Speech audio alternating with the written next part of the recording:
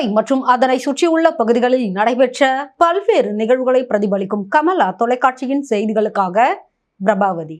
விரிவான செய்திகளை காண்பதற்கு முன் தலைப்புச் செய்தியை பார்க்கலாம். துணைநிலை ஆளுநருடன் முதலமைச்சர் ரங்கசாமி சந்திப்பு, இலாகா ஒதுக்கீட்டில் முக்கிய ஆலோசனை. ராணுவத்திற்கான ஆள் சேர்ப்பு முகாம், ஆரணி இளைஞர் பரிதாபமாக உயிரிழப்பு. ஸ்கேட்டிங் செய்தபடியே வில் வித்தையில் உலக சாதனை படைத்த சிறுமி, முதலமைச்சர் ரங்கசாமி வாழ்த்து. இனி விரிவான செய்திகள். துணைநிலை ஆளுநர் கைலாசநாதரை முதலமைச்சர் ரங்கசாமி சந்தித்து இலாகா ஒதுக்கீட்டில் முக்கிய ஆலோசனையில் ஈடுபட்டதாக தகவல்கள் வெளியாகி உள்ளது. புதுச்சேரி முதலமைச்சர் ரங்கசாமி துணைநிலை ஆளுநர் கைலாஷ்நாதனை நேரில் சந்தித்து முக்கிய ஆலோசனை நடத்தினார். இந்த சந்திப்பின் போது அமைச்சர்களுக்கான இலாகா ஒதுக்கீடு தொடர்பாக விரிவாக விவாதிக்கப்பட்டதாக தகவல்கள் தெரிவிக்கின்றன.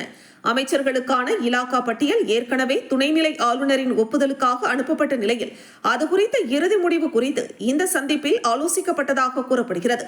அதிகாரப்பூர்வ அறிவிப்பு இன்னும் வெளியாகவில்லை. இதனிடையே வரும் திங்கட்கிழமை, அதாவது நாளை, அமைச்சர்களுக்கான இலாகா ஒதுக்கீட்டிற்கு ஒப்புதல் கிடைக்கலாம் என்ற தகவல் அரசியல் வட்டாரங்களில் பரவி வருகிறது. எனினும் இதுகுறித்து ராஜ்நிவாஸ் அல்லது புதுச்சேரி அரசு சார்பில் இதுவரை அதிகாரப்பூர்வ உறுதிப்படுத்தல் வெளியாகவில்லை. ஏன்ஷியன்ட் புதுச்சேரி போட்டோ மற்றும் வீடியோகிராஃபர் நலசங்கத்தின் குடும்ப விழா சிறப்பாக நடைபெற்றது. ஏன்ஷியன்ட் புதுச்சேரி போட்டோ மற்றும் வீடியோகிராஃபர்ஸ் நலச்சங்கம் 2026 ஆண்டிற்கான குடும்ப விழா விழுப்புரம் மாவட்டம் இரும்பை, திண்டிவனம், புதுச்சேரி பைபாஸ் சாலையில் உள்ள ஹோட்டல் ஸ்ரீனிவாசில் கோலாகலமாக நடைபெற்றது. இதில் புதுவை மாநிலத்தில் உள்ள பல்வேறு பகுதிகளை சேர்ந்த போட்டோ மற்றும் வீடியோகிராஃபர்கள் 100க்கும் மேற்பட்டோர் தங்களின் குடும்பத்துடன் உற்சாகமாக கொண்டாடி மகிழ்ந்தனர். மேலும் சங்கத்தின் சார்பில் நடைபெற்ற பல்வேறு போட்டிகளில் வெற்றி பெற்ற புகைப்பட கலைஞர்களுக்கு பெருந்தலைவர் புதுச்சேரி வணிகர் கூட்டமைப்பு தலைவர் சிவசங்கர், புதுச்சேரி வணிகர் சங்க தலைவர் பாபு மற்றும் புதுச்சேரி வீடியோகிராஃபர் நலசங்க தலைவர் ராஜ்குமார் என்கிற ரஞ்சித், செயலாளர் ஜோசப் பிலிப் ஜார்ஜ் மற்றும் பொருளாளர் கோபால், செய்தி தொடர்பாளர் முகமது ரஃபீக் என்கிற அப்பு உள்ளிட்ட நிர்வாகிகள் கலந்து கொண்டு சான்றிதழ்களை வழங்கி பாராட்டினர். புதுச்சேரி ரோலர் ஸ்கேட்டிங் சங்கம் சார்பில் நடைபெறும் 13வது ஸ்பீட் ரேங்கிங் சாம்பியன்ஷிப் போட்டியின் 3ஆம் நாள் போட்டிகளை லட்சிய ஜனநாயக கட்சி தலைவரும் காமராஜர் நகர் தொகுதி சட்டமன்ற உறுப்பினருமான ஜோஸ் சார்லஸ் மார்டின் அவரது குடும்பத்தாருடன் பார்வையிட்டார். இந்திய ரோலர் ஸ்கேட்டிங் கூட்டமைப்பு மற்றும் பாண்டிச்சேரி ரோலர் ஸ்கேட்டிங் சங்கம் நடத்தும் 13வது ஸ்பீட் ரேங்கிங் சாம்பியன்ஷிப் 2026 ஸ்கேட்டிங் போட்டி லாஸ்பேட்டை பகுதியில் உள்ள புதுச்சேரி அரசின் ஸ்கேட்டிங் மைதானத்தில் கடந்த ஜூலை 30ஆம் தேதி தொடங்கி இன்று வரை நடைபெற்றது. 3வது நாளாக நேற்று போட்டிகள் நடைபெற்ற நிலையில் லட்சிய ஜனநாயக கட்சியின் தலைவரும் காமராஜ் நகர் தொகுதி சட்டமன்ற உறுப்பினருமான ஜோஸ் சார்லஸ் மார்டின் தனது மனைவி சிந்து ஸ்ரீ சார்லஸ் மற்றும் மகளுடன் சென்று ஸ்கேட்டிங் போட்டியை பார்வையிட்டார். தமிழகம், கேரளம், குஜராத், மகாராஷ்டிரா, கர்நாடகம், உத்தரப்பிரதேசம் உள்ளிட்ட பல்வேறு மாநிலங்களில் இருந்து 1000க்கும் மேற்பட்ட ஸ்கேட்டிங் வீரர் வீராங்கனைகள் சப் ஜூனியர், ஜூனியர் மற்றும் சீனியர் பிரிவுகளில் இந்த போட்டியில் பங்கேற்றுள்ளனர். தொடர்ந்து நடைபெற்ற பரிசளிப்பு நிகழ்ச்சியில் சீனியர் ஆண்கள் மற்றும் பெண்கள் பிரிவுகளில் வெற்றி பெற்று முதல் 2 இடங்களை பிடித்த வீரர்கள் வீராங்கனைகளுக்கு லட்சிய ஜனநாயக கட்சியின் தலைவரும் காமராஜ் நகர் தொகுதி சட்டமன்ற உறுப்பினருமான ஜோஸ் சார்லஸ் மார்டின் தங்கம் மற்றும் வெள்ளி பதக்கங்களை வழங்கினார்.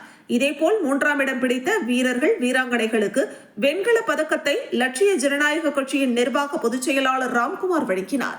நிகழ்ச்சியில் இந்திய ரோலர் ஸ்கேட்டிங் கூட்டமைப்பு மற்றும் பாண்டிச்சேரி ரோலர் ஸ்கேட்டிங் சங்க நிர்வாகிகள் பங்கேற்றனர். ராணுவத்திற்கு ஆள் சேர்ப்பு முகாமில் பங்கேற்று ஓடிய ஆரணி இளைஞர் பரிதாபமாக உயிரிழந்தார். ராணுவத்தில் அக்னிவீர் பணிக்கு ஆட்சேர்ப்பு முகாம் புதுச்சேரி உப்பளம் இந்திரா காந்தி விளையாட்டு மைதானத்தில் நேற்று தொடங்கி 10ஆம் தேதி வரை நடைபெறுகிறது. இதில் பங்கேற்க ஏராளமான தமிழக இளைஞர்கள் குவிந்துள்ளனர். முதலில் 1.6 கிலோமீட்டர் ஓட்டம் நடைபெற்றது. இதில் ஆரணி கண்ணமங்கலம் பகுதியை சேர்ந்த 18 வயதான கோகுல் என்கிற இளைஞர் பங்கேற்று ஓடினார். அப்போது அவர் திடீரென்று மயங்கி கீழே விழுந்தார். உடனே அவர் புதுச்சேரி அரசு தலைமை மருத்துவமனையில் சிகிச்சைக்காக அனுமதிக்கப்பட்டார். இதில் சிகிச்சை பலனின்றி கோகுல் பரிதாபமாக உயிரிழந்தார். இந்த சம்பவம் குறித்து ஒதியஞ்சாலை காவல்துறையினர் வழக்கு பதிவு செய்து விசாரணை நடத்தி வருகின்றனர். புதுச்சேரியில் மிதமான மழை பெய்ததால் குளிர்ச்சியான சூழல் நிலவுகிறது. புதுச்சேரி மாநிலத்தில் கடந்த சில நாட்களாக கடும் வெயில் வாட்டி வதைத்த நிலையில் காலை முதல் வானம் மேகமூட்டத்துடன் காணப்பட்டது. இதனையடுத்து மிதமான மழை நகர மற்றும் கிராம பகுதிகளில் பெய்தது. குறிப்பாக நகர பகுதிகளான புதிய பேருந்து நிலையம், கடற்கரை சாலை, உப்பளம், காமராஜ் சாலை, முத்தியால்பேட்டை உள்ளிட்ட பகுதிகளிலும், திருபுவனை, பாகூர், வில்லியனூர், மதகடிப்பட்டு உள்ளிட்ட கிராம பகுதிகளிலும் மிதமான மழை பெய்தது. ஸ்கேட்டிங் செய்தபடியே வில் வித்தையில் நியூ எயின்ஸ்டன் உலக சாதனை படைத்த புதுச்சேரி சிறுமியை முதலமைச்சர் ரங்கசாமி பாராட்டினார். புதுவை மூலக்குளத்தில் உள்ள பிரிட்டிஷ் இன்டர்நேஷனல் அகாடமியில் 5ஆம் வகுப்பு பயிலும் மாணவி ஷாஷி கடந்த 2 வருடங்களாக ட்ரோன் ஷூட்டிங் ஸ்கேட்டிங் அகாடமியில் ஸ்கேட்டிங் பயின்று வருகிறார். ஸ்கேட்டிங் செய்து கொண்டே வில்வித்தை போட்டியில் சாதனை படைத்துள்ளார். இவரின் சாதனையை நியூ எயின்டன்ஸ் உலக சாதனையாக அங்கீகரித்தது. சாதனை படைத்த சிறுமி தனது பயிற்சியாளர் பிரவீன் மற்றும் பெற்றோருடன் முதலமைச்சர் ரங்கசாமியை சந்தித்து வாழ்த்து பெற்றார். ஆச்சாரியா கல்வி குழுமத்தின் தலைவர் அரவிந்தன் பிறந்தநாளை ஒட்டி கோட்டைமேடு முருகர் ஆலயத்தில் தங்க தேர் இழுத்து சிறப்பு வழிபாடு நடைபெற்றது. முன்னாள் அமைச்சர் தேனி ஜெயக்குமார் அவர்களின் புதல்வரும் ஆச்சாரியா கல்வி குழுமத்தின் தலைவருமான அரவிந்தன் பிறந்தநாளை முன்னிட்டு வில்லியனூர் பகுதியில் உள்ள கோட்டைமேடு முருகர் ஆலயத்தில் தங்கத்தேர் இழுத்து சிறப்பு வழிபாடு நடைபெற்றது. முருகப்பெருமானுக்கு நடைபெற்ற இந்த சிறப்பு வழிபாட்டில் ஆச்சாரியா கல்வி குழுமத்தின் நிர்வாகிகள், ஆசிரியர்கள், ஊழியர்கள், மாணவர்கள் மற்றும் அப்பகுதி பொதுமக்கள் என ஏராளமானோர் கலந்து கொண்டு சுவாமி தரிசனம் செய்தனர். இதனைத் தொடர்ந்து பக்தர்களுக்கு அன்னதானம் வழங்கப்பட்டது. இதில் திரளானோர் பங்கேற்று அன்னதானத்தை பெற்றுக் கொண்டனர். அரவிந்தன் அவர்களின் பிறந்த நாளை முன்னிட்டு நடைபெற்ற இந்த நிகழ்ச்சி பக்தி உணர்வுடன் சிறப்பாக நடைபெற்றது. போதைப் பொருளுக்கு எதிராக அமிர்தா வித்யாலயம் பள்ளி மாணவர்கள் உறுதிமொழி ஏற்று பிரதமருடன் கலந்துரையாடினர். மத்திய அரசின் நஷா முக்த் யுவா ஃபார் விக்சித் பாரத் இயக்கத்தின் ஒரு பகுதியாக மூலக்குளம் அமிர்தா வித்யாலயம் மேல்நிலைப்பள்ளி சார்பில் போதைப் பொருட்கள் இல்லை என்ற விழிப்புணர்வு நடைபயணம் நடைபெற்றது. 4ஆம் வகுப்பு முதல் 12ஆம் வகுப்பு வரை பயிலும் மாணவ மாணவிகள் போதைப் பொருள் பயன்பாட்டின் தீமைகளை எடுத்துரைக்கும் விழிப்புணர்வு வாசகங்கள் அடங்கிய பதாகைகளை ஏந்தி நடைபயணத்தில் பங்கேற்றனர். போதைப் பொருள் இல்லாத ஆரோக்கியமான சமூகத்தை உருவாக்கும் நோக்கில் இந்த நிகழ்ச்சி நடைபெற்றது.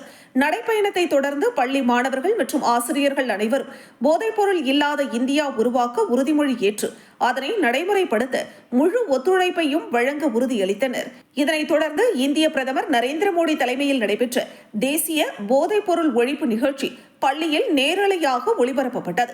இதில் நாடு முழுவதும் உள்ள மாணவர்களுடன் பிரதமர் காணொலி வாயிலாக கலந்துரையாடினார். அப்போது மூலக்குளம் அமிர்தா வித்யாலயம் மாணவர்களுக்கும் பிரதமருடன் கலந்துரையாடும் வாய்ப்பு கிடைத்தது.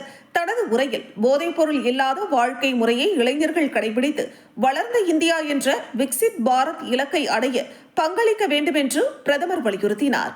அன்னை மாதா அமிர்தானந்தமயி தேவியின் அருளாசியுடன் நடைபெற்ற இந்த நிகழ்வில் அமிர்தா விஸ்வ வித்யாபீடம் நாகர்கோவில் வளாக இயக்குனர் பிரம்மச்சாரி சிதானந்த அமிர்த சைத்தன்யா சிறப்பு விருந்தினராக கலந்து கொண்டார். மேலும் புதுச்சேரி முன்னாள் சட்டப்பேரவை தலைவர் செல்வம் மற்றும் திருபுவனை தொகுதி சட்டமன்ற உறுப்பினர் சாய் சரவணகுமார் ஆகியோர் தலைமை விருந்தினர்களாக கலந்து கொண்டு மாணவர்களுக்கு வாழ்த்துகளையும் ஊக்கத்தையும் வழங்கினர். அமிர்தா வித்யாலயம் தமிழ்நாடு மற்றும் புதுச்சேரி பள்ளிகளின் மேலாளர், தாளாளர் பிரம்மச்சாரிணி காயத்ரி அம்மாவின் வழிகாட்டுதலின் கீழ் நடைபெற்ற இந்த நிகழ்ச்சிக்கு பள்ளி முதல்வர் டாக்டர் ராஜேந்திரன் தலைமை தாங்கினார். நிகழ்ச்சிக்கான அனைத்து ஏற்பாடுகளையும் பள்ளி நிர்வாகம் செய்திருந்தது. புதுச்சேரி வில்லியனூரில் அமைந்துள்ள 100 ஆண்டுகள் பழமை வாய்ந்த தூய லூர்து அன்னை ஆலயத்தின் பிரான்ஸ் நாட்டின் லூர்து கேயில் இருந்து கொண்டு வரப்பட்ட புனித நீர் ஊற்றும் நிகழ்வை ஆயிரக்கணக்கான கிறிஸ்தவர்கள் கலந்து கொண்டு சிறப்பு பிரார்த்தனையில் ஈடுபட்டனர்.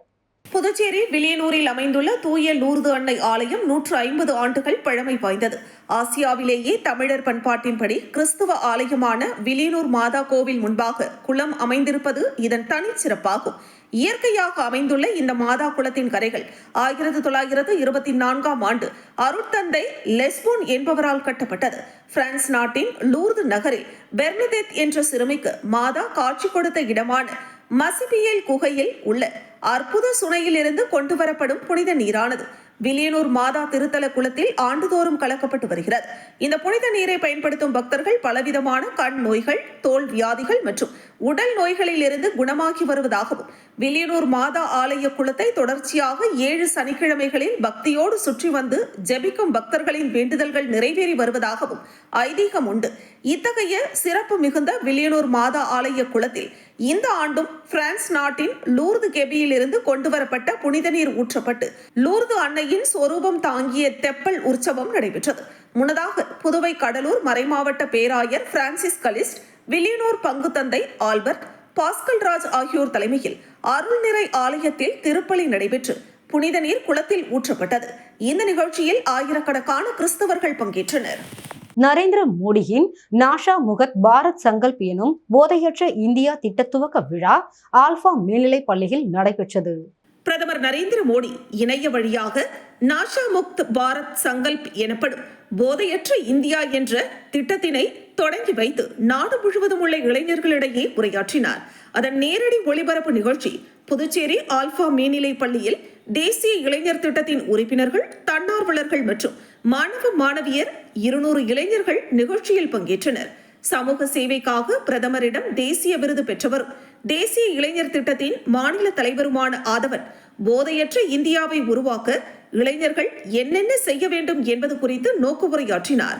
ஆல்பா பள்ளியின் முதல்வர் சாந்தி தலைமையில் துணை முதல்வர் சுமதி, ஆசிரியர்கள் ஜவஹர், ஆனந்தன், கராத்தி பாபு, பிரவீனா, ஹேமலதா, திவ்யா உள்ளிட்ட குழுவினர் ஆல்பா பள்ளியின் நிறுவனர் பாஷிங்கம் வழிகாட்டுதலின் பேரில் நிகழ்ச்சிகளை ஒருங்கிணைத்தனர். நிறைவாக தேசிய இளைஞர் திட்டத்தின் மகளிரணி தலைவி ஜெயபிரதா நன்றி கூறினார். போதையற்ற இந்தியாவை உருவாக்க அனைவரும் உறுதிமொழி எடுத்துக் கொண்டனர். திண்டிவனம் அருகே கந்துவட்டி கேட்டு விவசாயியை கந்துவட்டி கும்பல் துன்புறுத்தும் நிலையில் தாங்க முடியாமல் விவசாயி கண்ணீர் விட்டு கதறும் அவல நிலை ஏற்பட்டுள்ளது. விழுப்புரம் மாவட்டம் திண்டிவனம் அருகே உள்ள கீழ்மலையனூர் கிராமத்தை சேர்ந்தவர் சரவணன். அதே பகுதியை சேர்ந்த ஜெயராஜ், ஏதநெமிலி பகுதியை சேர்ந்த குமார் ஆகியோர் சரவணன் என்பவரின் குடும்பத்தை நள்ளிரவில் மிரட்டி அவர்களது குடும்ப செலவிற்காக வைத்திருந்த 17,000 ரூபாய் பணத்தை பிடுங்கிக் கொண்டு சரவணனின் மனைவி அணிந்திருந்த 4 பவுண்ட் தங்க வளையலை திருடி சென்று விட்டனர். மேலும் அடியாட்களை வைத்து தாக்கியதால் திண்டிவனம் அரசு மருத்துவமனையில் அனுமதிக்கப்பட்டு மேல் சிகிச்சைக்காக பாண்டிச்சேரி மருத்துவமனையில் அனுமதிக்கப்பட்டுள்ளார். மேலும் 100 ரூபாய் பத்திரத்தில் வேறு ஒரு நபருக்கு கடன் கொடுப்பது போல் எழுதி கையெழுத்து வாங்கி இருப்பதும் தெரிய வந்துள்ளது. இது தொடர்பாக வெள்ளிமேடுபேட்டை காவல் நிலையத்தில் புகார் கொடுத்ததால் சமாதானம் செய்து அனுப்பி வைத்துள்ளனர். என் உயிருக்கு ஆபத்து என்றாலும் என் குடும்பத்திற்கு ஆபத்து என்றாலும் அதற்கு ஒரே காரணம் ஜெயராஜ் மற்றும் குமார் என கண்ணீர் மல்க பாதிக்கப்பட்ட சரவணன் தெரிவித்துள்ளார். தமிழக முதலமைச்சர் ஜோசப் விஜய் என்னையும் என் குடும்பத்தையும் காப்பாற்ற நடவடிக்கை எடுக்குமாறு தங்களை பணிவுடன் கேட்டுக்கொள்வதாக அவர் கண்ணீர் மல்க கூறினார். மீண்டும் தலைப்புச் செய்திகள். துணைநிலை ஆளுநருடன் முதலமைச்சர் ரங்கசாமி சந்திப்பு, இலாகா ஒதுக்கீட்டில் முக்கிய ஆலோசனை. ராணுவத்திற்கான ஆள் சேர்ப்பு முகாம், ஆரணி இளைஞர் பரிதாபமாக உயிரிழப்பு. ஸ்கேட்டிங் செய்தபடியே வில் வித்தையில் உலக சாதனை படைத்த சிறுமி, முதலமைச்சர் ரங்கசாமி வாழ்த்து. இத்துடன் செய்திகள் நிறைவடைகிறது. செய்திகளை உடனுக்குடன் தெரிந்து கொள்ள கமலா தொலைக்காட்சி சமூக வலைதளத்தை பின்பற்றவும். நன்றி, வணக்கம்.